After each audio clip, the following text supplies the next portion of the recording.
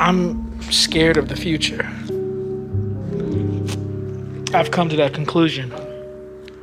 I don't like thinking about the future because I have bad experiences when I think about the future, when I think about certain things that I want to do, there are certain times they've all end up becoming like a bad situation for me.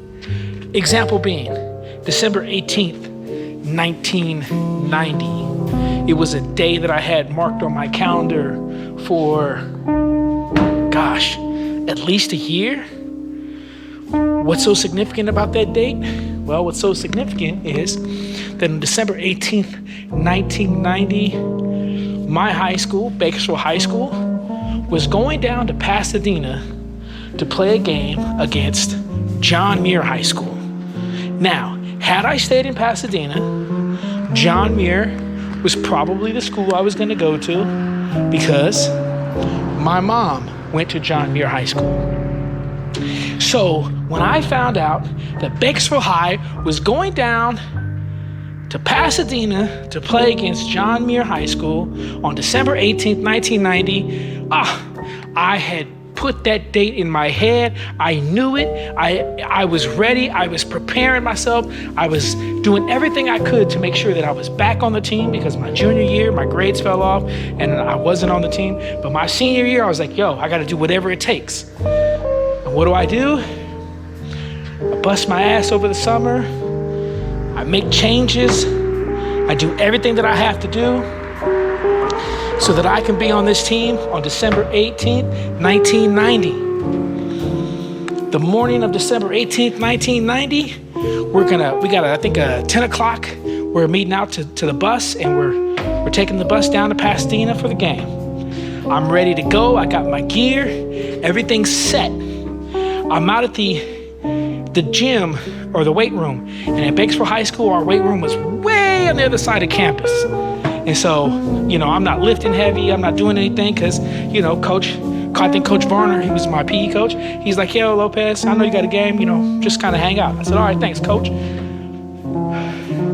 And here comes campus security. I remember as they were coming up, I remember going, yeah, one of y'all's in trouble. Yeah, you look like you in trouble. That's what I'm telling everybody. Sure enough, campus security comes into the weight room. Yo, where's Lopez at? Right here.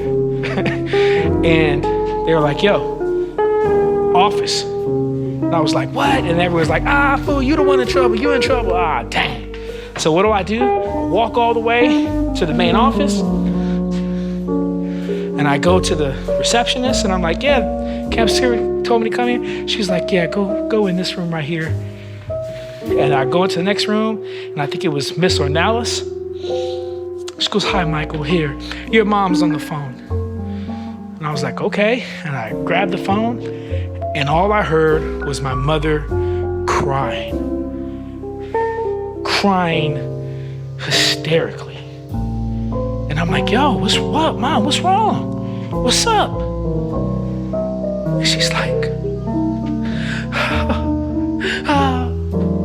your grandma died. I said, what? She's like, Grandma Josie, she had a heart attack. She died. I need you to come home. Okay. And I left. And I went home. And I missed that game. And ever since then, I don't like thinking about future dates. I could care less about thinking about future dates. That's just one example. Last year, my mother turning 70, started thinking about it the whole year before. What were we gonna do? How are we gonna do it? What did I want to do for her?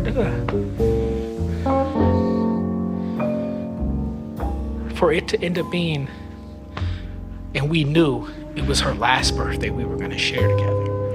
So I don't like thinking about the future. But I've been in such a funk lately that I had to do something different. And so yesterday, I had to think about the future. And I had to get outside of my comfort zone.